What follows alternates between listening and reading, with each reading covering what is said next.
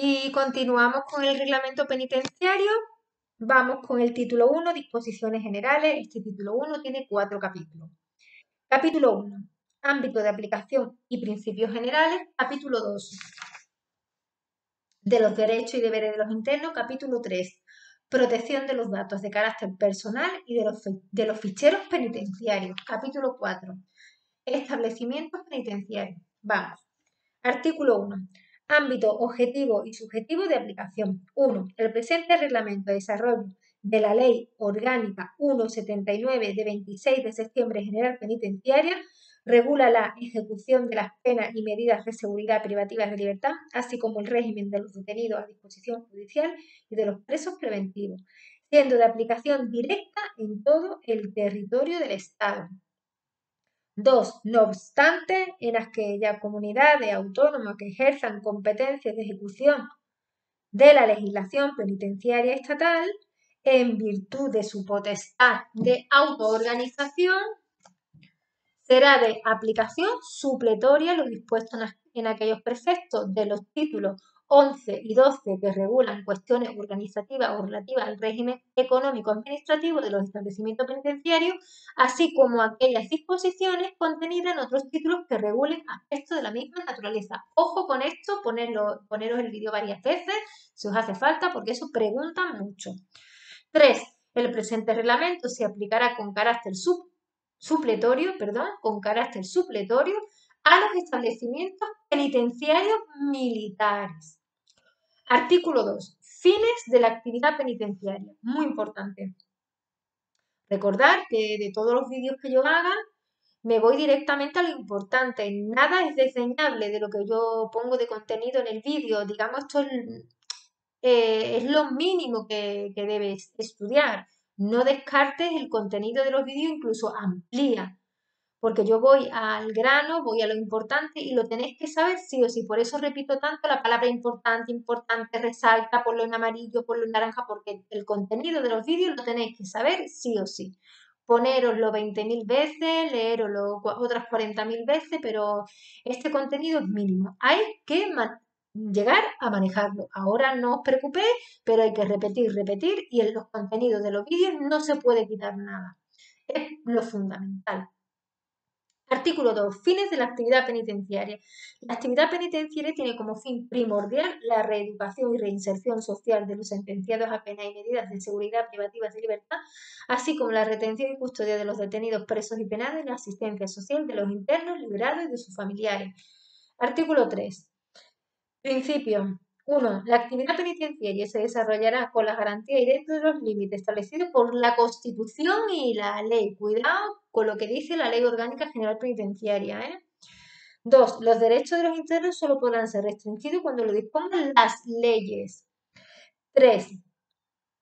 Principio inspirador del cumplimiento de las penas y medidas de seguridad privativa de libertad será la consideración de que el interno es sujeto de derecho y no se haya excluido de la sociedad, muy importante esto, sino que continúa formando parte de la misma. En consecuencia, la vida en prisión debe tomar como referencia la vida en libertad, reduciendo al máximo los efectos nocivos del internamiento, favoreciendo los vínculos sociales, la colaboración y participación de las entidades públicas y privadas y el acceso a las prestaciones públicas. 4. En cuanto sea compatible con su situación procesal, los presos preventivos podrán acceder a las actividades educativas, formativas, deportivas y culturales que se celebren en el centro penitenciario en las mismas condiciones que los penados. Los órganos directivos, apartado 5, los órganos directivos de la Administración Penitenciaria podrán dirigir las actividades de sus órganos jerárquicamente dependientes mediante circulares, instrucciones y órdenes de servicio. Aquí ya sabéis las maravillosas instrucciones que a los opositores nos vuelven locos. Capítulo 2. De los derechos y deberes de los internos. Eso ya lo vimos en los capítulos anteriores, pero ya de paso nos sirve de repaso. Artículo 4. Derechos. 1. La actividad penitenciaria se ejercerá respetando la personalidad de los internos y los derechos e intereses legítimos de los mismos no afectados por la condena, sin que pueda prevalecer discriminación alguna por razón de raza, sexo, religión, opinión, nacionalidad o cualquier otra condición, circunstancia personal o social. Repito, raza, sexo, religión, opinión, nacionalidad o cualquier otra condición o circunstancia personal o social. Hacer la comparativa con lo que dice la Ley Orgánica General Penitenciaria, que ahí en los test caemos mucho. Apartado 2. En consecuencia, los internos tendrán los siguientes derechos. A. Derecho a que la administración penitenciaria vele por su vida, integridad, salud, sin que puedan en ningún caso ser sometidos a tortura, malos tratos de palabra o de obra, ni ser objeto de un rigor innecesario en la aplicación de las normas. B. Derecho a que se preserve su dignidad, así como su intimidad, sin perjuicio de las medidas por la ordenada vida en prisión, es decir, no en todo caso, ¿vale? Cuidado aquí. Dignidad, intimidad, la intimidad, sin perjuicio de las medidas exigidas por la ordenada vida en prisión. En este sentido, tienen derecho a ser designados por su propio nombre y a que su condición sea reservada frente a terceros. Preguntas reiteradas en test y en supuestos. C. Derecho al ejercicio de los derechos civiles, políticos, sociales, económicos y culturales, salvo cuando fuesen incompatibles con el objeto de su detención o el cumplimiento de la condena. D. Derecho de los penados al tratamiento penitenciario y a las medidas que se les programen con el fin de asegurar el éxito del mismo. E. Derecho a las relaciones con el exterior previstas en la legislación. Repito, derecho a las relaciones con el exterior previstas en la legislación. F. Derecho a un trabajo remunerado dentro de las disponibilidades de la administración penitenciaria. G. Derecho a acceder y disfrutar de las prestaciones públicas que pudieran corresponderle. H. Derecho a los beneficios penitenciarios previstos en la legislación. I. Derecho a participar en las actividades del centro. Cuidado aquí, Derecho a participar en las actividades del centro. J. Derecho a formular peticiones y quejas ante las autoridades penitenciarias, judiciales, defensor del pueblo y ministerio fiscal. Defensor del pueblo dice peticiones y quejas, no dice recursos. Cuidado que aquí hay juego, mucho juego. Bueno, en todo lo que digo, por favor. Atención a los vídeos porque no se puede desdeñar nada de lo que digo en los vídeos. Lo que digo es lo fundamental. No simplifiquéis más. Repito, J. Derecho a formular peticiones y quejas ante las autoridades penitenciarias, judiciales, defensor del pueblo y ministerio fiscal, así como a dirigirse a las autoridades competentes y a utilizar los medios de defensa de sus derechos e intereses legítimos, a que se refiere el capítulo 5 del título 2 de este reglamento. K. Derecho a recibir información personal y actualizada de su situación procesal y penitenciaria. Artículo 5. Deberes. 1. El interno se incorpora a una comunidad que le vincula de forma especialmente estrecha, por lo que se le podrá exigir una colaboración activa y un comportamiento solidario en el cumplimiento de sus obligaciones. 2. En consecuencia, el interno deberá a. Permanecer en el establecimiento hasta el momento de su liberación a disposición de la autoridad judicial o para cumplir las condenas de privación de libertad que se le impongan. B.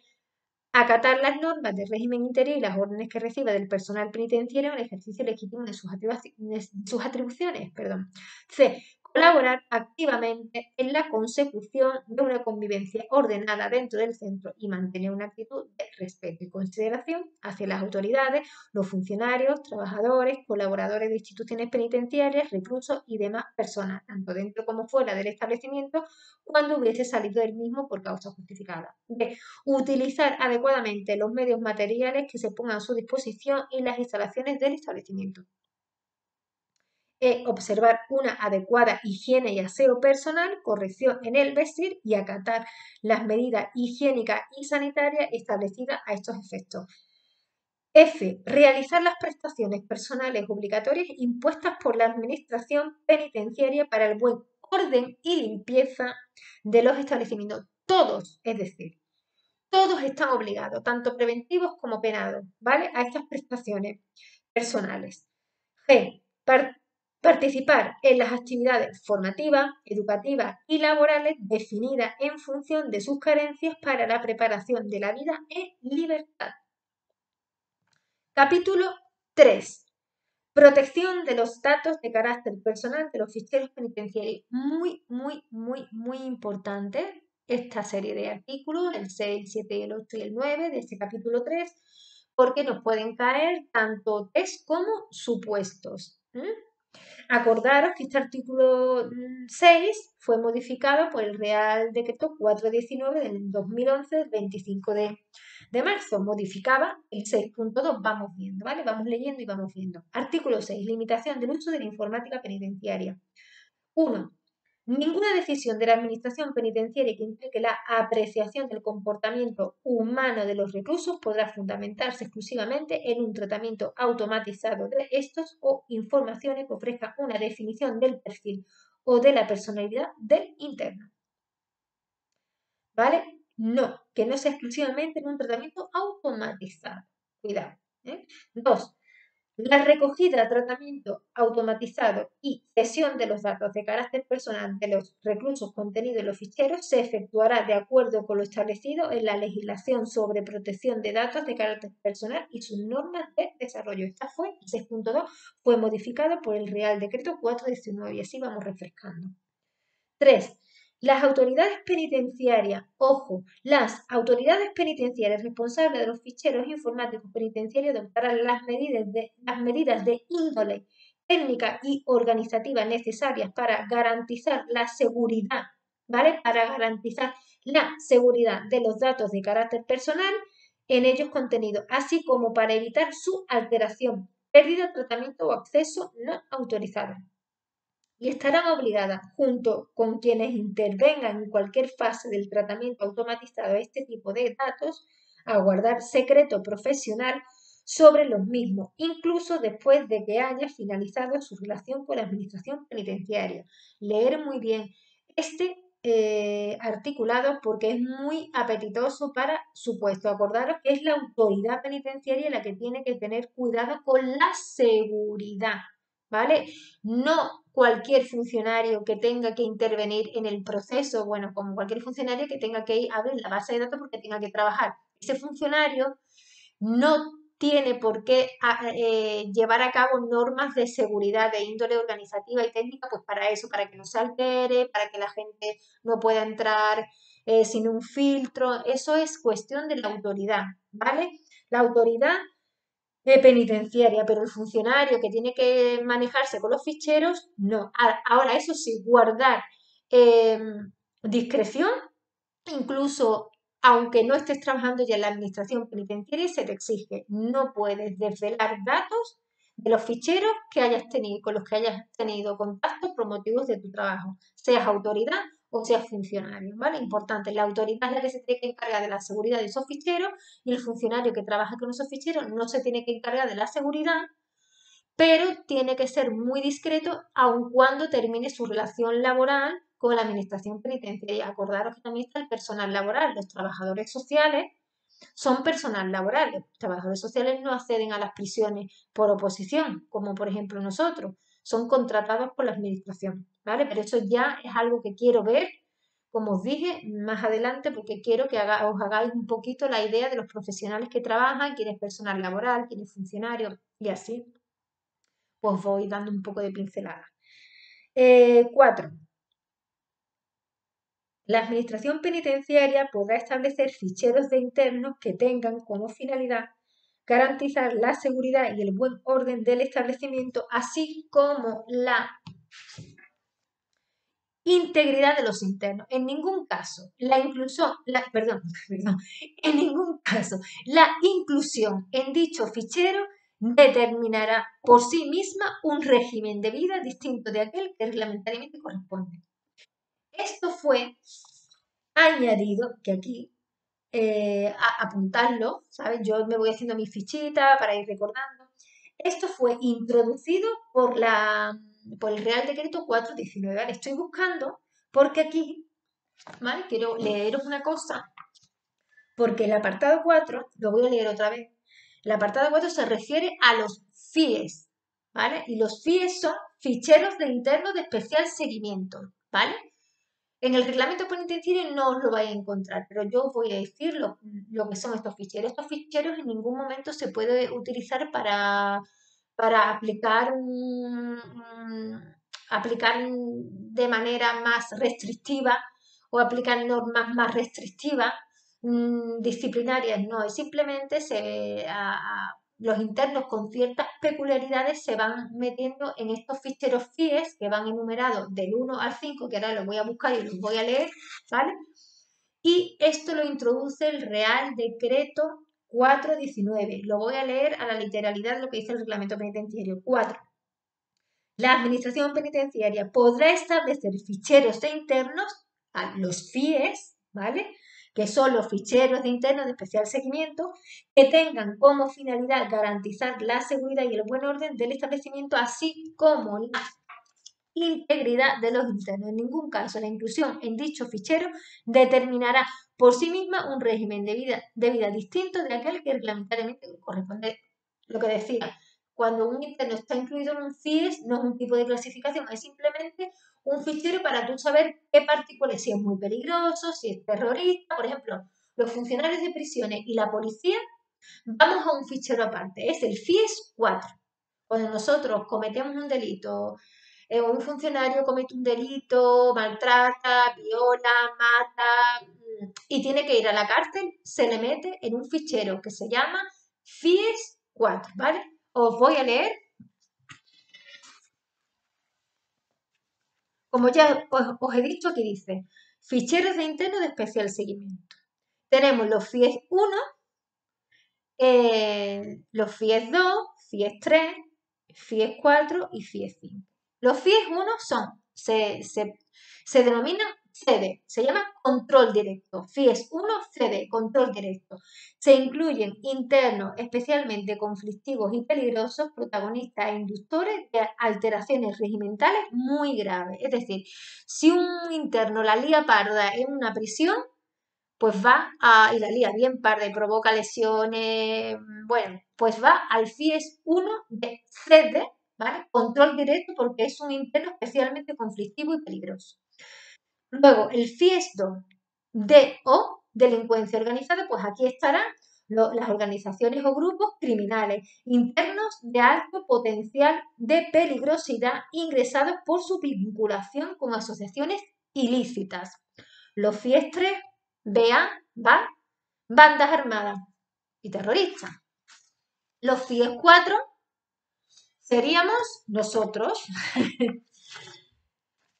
fuerzas de seguridad y funcionarios de instituciones penitenciarias, ¿sí? Como os dije antes, ¿vale?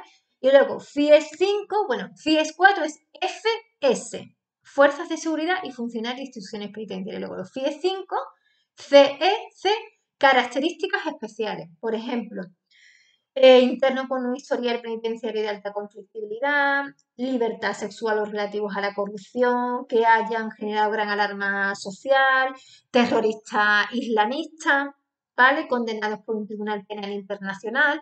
Esto, como os digo, no es un tipo de clasificación, son ficheros pues para determinadas particularidades de internos, pues se le clasifican. Y a nosotros, acordaros, seríamos los FIES 4. Continúo. Importante este artículo 7. Recogida y cesión de datos de carácter personal de los internos. 1. Cuando los datos de carácter personal de los reclusos se recojan para el ejercicio de las funciones propias de la administración penitenciaria, no será preciso el consentimiento del interno afectado, salvo en los relativos a su ideología, religión o creencia. Salvo ideología, religión o creencia. 2. Tampoco será preciso el consentimiento del recluso afectado para acceder a otras administraciones públicas en el ámbito de sus respectivas competencias los datos de carácter personal contenidos en los ficheros informáticos penitenciarios que resulten necesarios para que estas administraciones puedan ejercer sus funciones respecto de los internos en materia de reclutamiento para servicio militar, servicios sociales, seguridad social, custodia de menor y otros análogos. Apartado 3 del 7. Dice, también se podrán ceder datos de carácter personal contenidos en los ficheros informáticos penitenciarios sin previo consentimiento del afectado cuando la cesión tenga por destinatario el defensor del pueblo o su análogo en la comunidad autónoma que ejerzan competencia ejecutiva en materia penitenciaria al Ministerio Fiscal, a jueces o tribunales. No, estos no necesitan el consentimiento del interno. Ahora bien, en el ejercicio de sus funciones. Vale. Así como cuando se trate de cesión de datos de carácter personal relativos a la salud de los reclusos por motivos de urgencia o para realizar estudios epidemiológicos. Aquí, por estos motivos, cuando es relativo a la salud, por estudios epidemiológicos o por motivos de urgencia, repito, relativos a la salud, por motivos de urgencia o para realizar estudios epidemiológicos, no es necesario el consentimiento del interno. 4. Las transferencias internacionales de datos de carácter personal contenidos en los ficheros informáticos penitenciarios se efectuarán en los supuestos de prestación de auxilio judicial internacional de acuerdo con lo establecido en los tratados o convenios en los que sea parte España. 8. Datos penitenciarios especialmente protegidos. Muy importante, muy importante, muy importante. 1.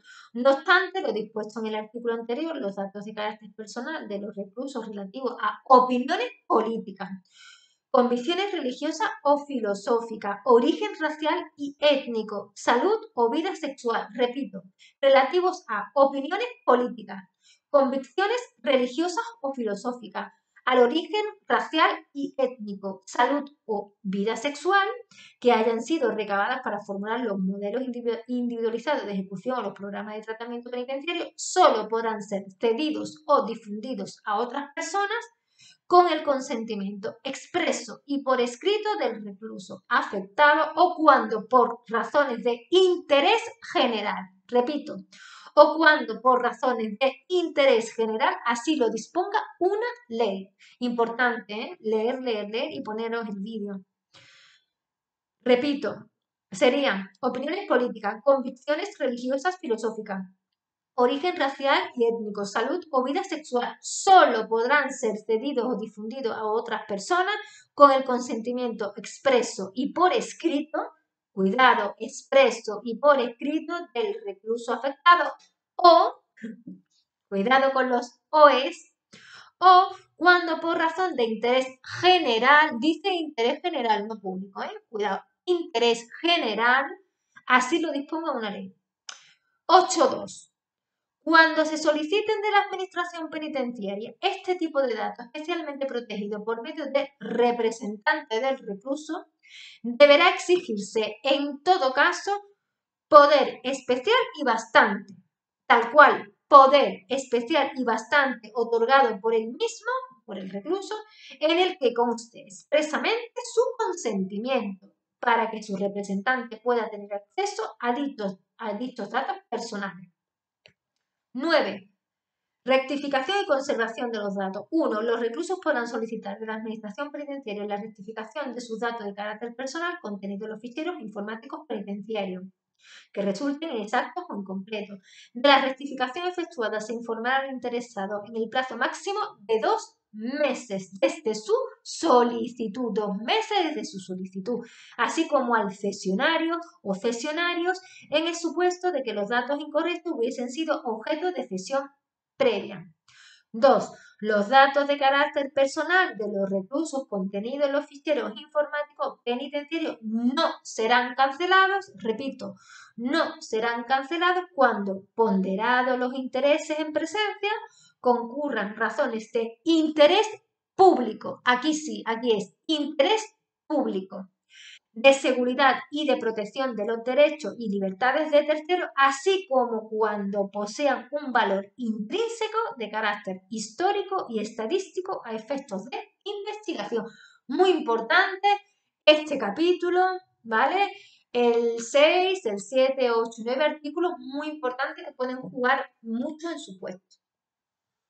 Venga, vamos con el último capítulo del título 1. Capítulo 4. Establecimientos penitenciarios.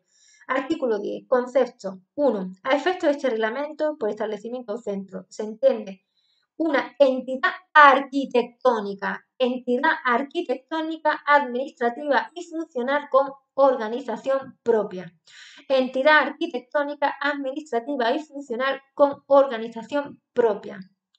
¿Vale? Esto es un establecimiento o centro según este reglamento. 2. Los establecimientos estarán formados por unidades, módulos y departamentos. Unidades, módulos y departamentos que faciliten la distribución y separación de los internos. 11. Dependencias y servicios. Los establecimientos penitenciarios contarán con el conjunto de dependencias y servicios que se consideren necesarios para permitir una convivencia ordenada y una adecuada separación de los internos, respetando en todo caso lo dispuesto en el artículo 13 de la Ley Orgánica General Penitenciaria.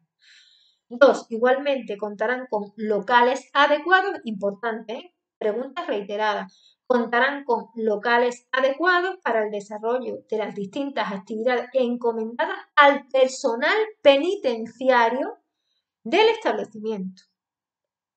Artículo 12. Establecimientos polivalentes. ¿Qué son los establecimientos polivalentes?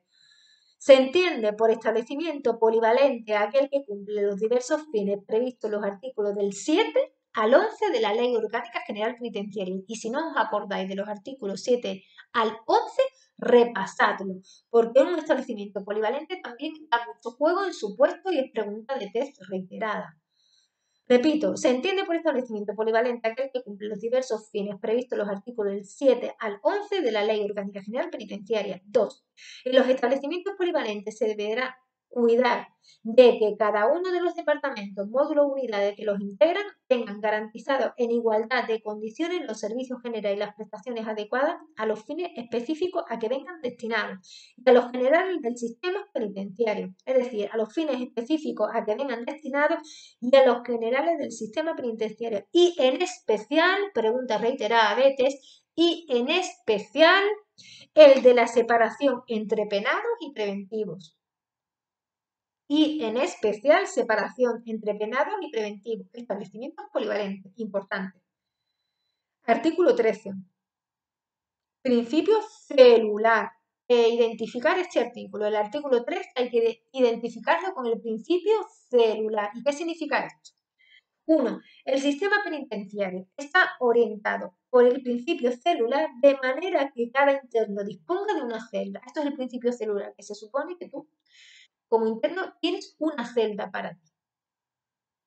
Salvo que sus dimensiones y sus condiciones de habitabilidad permitan, preservando la intimidad, alojar a más de una persona, en cuyo caso se podrá autorizar compartir celda a petición del interno, siempre que no existan razones de tratamiento, médicas, de orden, seguridad que lo desaconsejen. Importante en test y también en supuesto.